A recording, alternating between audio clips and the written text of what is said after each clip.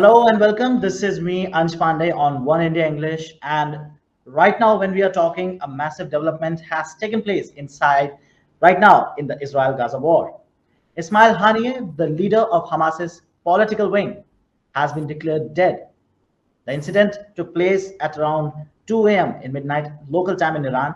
And after that, the social media is filled with responses right now that Haniyeh is dead. And various political meetings are taking place. Iran right now, Khamenei has issued a statement. IRGC has issued a statement. Talking of Netanyahu right now, he's going to take a cabinet meeting and he's probably also going to address the nation on the development. But is Haniyeh really dead? For that to talk and to understand why did it matter, we have got Mr. Alexander Grinberg from the JISS Institute with us to talk on the issue. He is a famous, renowned Iranian expert on the issue. Mr. Greenberg, welcome to the show. Thank you for inviting me. Yes, it's a big event. Of course, I think that he's dead as long as we don't hear any opposite. And judging by the fact that most Arab channels do refer to him as the Shaheed, the martyr Haniyeh, so he's dead. And Iran condemned the treacherous Zionist strike, etc., etc. So I believe he's dead. And it was very important because he was Haniyeh, as other Hamas leadership, were certain to be safe in Tehran.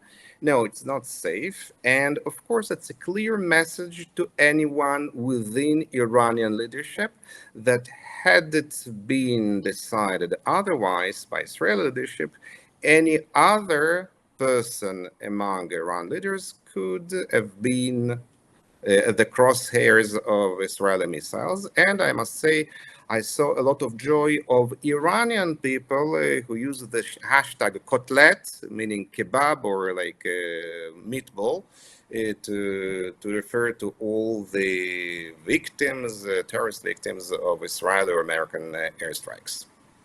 Okay, now, okay. I mean, sir, if this has happened, indeed it is a big development. Sir, given Ismail Haniyeh's influential position as a leader, uh, definitely he was the leader of Hamas's political wing. So why do you think, has Iran, if Iran has targeted, why is it so specifically only him? And what was the exact reason that his elimination was a priority for Israel? I don't know the details because I has never been a fly on the cup or on the wall of what's going on inside Tehran. But in principle, the operations of this kind are always prepared in function of feasibility and possibility. I cannot say that Haniyeh is the main target. Sinwar, who is still alive, who still withholds our hostages, he is the main priority. But once, in general, across the world, once you have a possibility to do that, so do that. And of course, it is important that each one of these criminal coterie knows that even after many years, no matter where they are, who they are, they will be found and they will pay for their crimes. And of course, again, it's very important for Iranian people because the regime clearly realizes that most Iranian people despise their regime and the criminals he hosts. In general, to suppose that Iran would sacrifice anything for the Palestinians and the Arabs, given the disdain for the Arabs from the part of the Iranians. So it's I think it's far-fetched, but of course everyone must be vigilant and not to delve into nonchalance and indifference. Definitely. Mr. Alexander, what is the most shocking thing in all these development is one thing that Haniyeh is assassinated or what we say killed on Iranian soil. Now, it is a known thing that Haniyeh has had close connections with Iranian leadership, be it the supreme leader, be it the former president. Uh, but this specific assassination is also raising question on Iranians.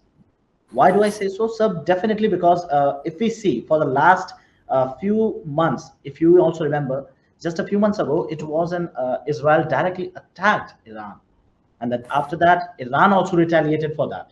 And now this attack, if Israel has carried out, does this also raises question on the internal security of Iran, that how did they let this happen?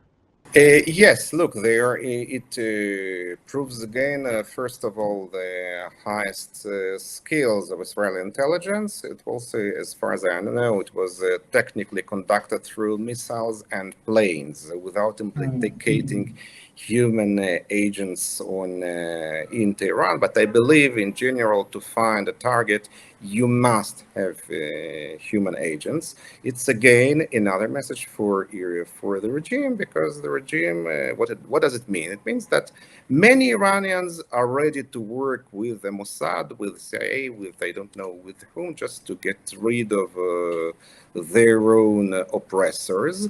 And again, the regime is vulnerable. Iran is in love with its own Iranian regime, not the Iranian people. Is in love with its own regime, that they are like they're a super original superpower, but in fact they're a rotten regime whose only might is confined to asymmetrical warfare, terrorism, and missiles and drones. By the same reason, I think they despise the Pakistanis, but they forget that the Pakistanis studied at Oxford and Cambridge, and they have a bomb, and the Iranians studied at the Shahid Beheshti University. With all due respect, it's not Oxbridge to manufacture nukes. Mhm. Definitely. Sir, just one more question.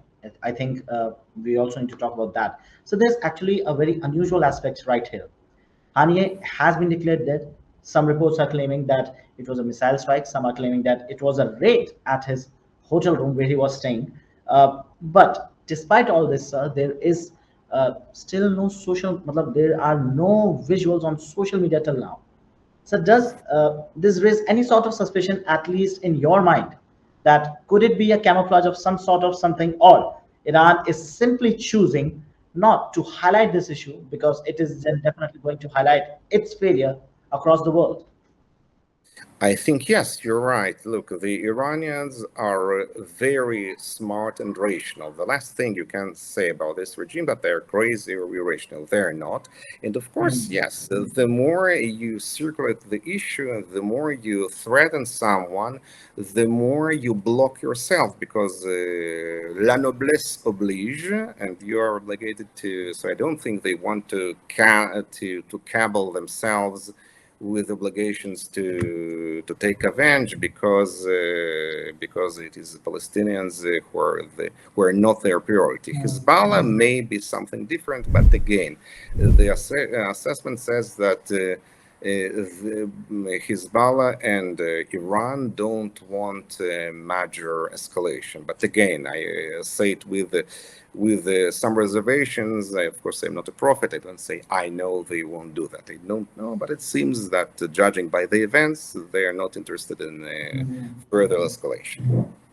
Uh, so just one last question. Sir, do you see now another chapter now breaking out in the Israel-Gaza conflict after this war, after this attack specifically? Now, this clearly also means that Israel is now probably all set. Matlab, now they can also attack Yahya after this. Even I think even after Hassan Nasrallah is also not safe if we go by this. So, do you see the resistance movement, whether it's Yemen, whether it's Lebanon, whether it's Iraq for the matter? Do you see now they also changing their strategy owing to this development? I think one shouldn't distinguish between Hezbollah, which is a diamond in the crown of the axis of resistance, so Iranians won't sacrifice it easily. So they know Israel is also Israeli leadership fears a major war, but again, the war is ongoing. It's not that we should never forget that it's not that if we were not in war now. There is war, and people in the north, the displaced people in Israel, will never be ready to get back to their homes if the normalcy means seeing again Hezbollah on the border. It's impossible, but I don't know how one can achieve that without a war. On the other side, Houthis are nothing for Iran. They pay them very little money, and the Oh, Iranians don't care if thousands of Yemenites die. And the fact is that neither America and the UK and Israel cannot stop the Houthi attacks. Of course, they're not as strategic as Hezbollah, but we prefer for the moment to deal with the errand boy and not with the big boss. So it will continue, I believe. Okay. So, as per your assessment, what I see is that Hezbollah may not go to the extent of retaliating so big if any sort of that thing happens. Is that so? Yes, I would fear Iranian terrorist attacks against Jewish and Israeli targets across the world as they used to do. So there is noteworthy the terrible bombing of Israeli embassy in Buenos Aires in '92, and also the AMIA Jewish community building also in Buenos Aires in '94, and all the terrorist attacks that they may conduct through networks of Hezbollah in Africa and South America. This is always possible.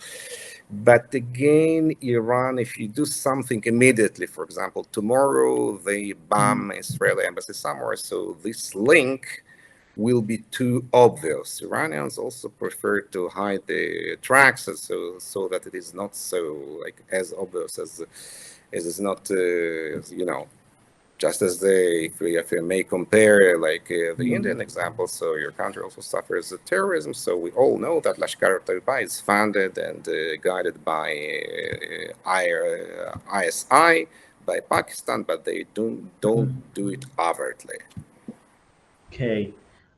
Mr. Alexander, firstly, a big thank you for your precious time on this interview.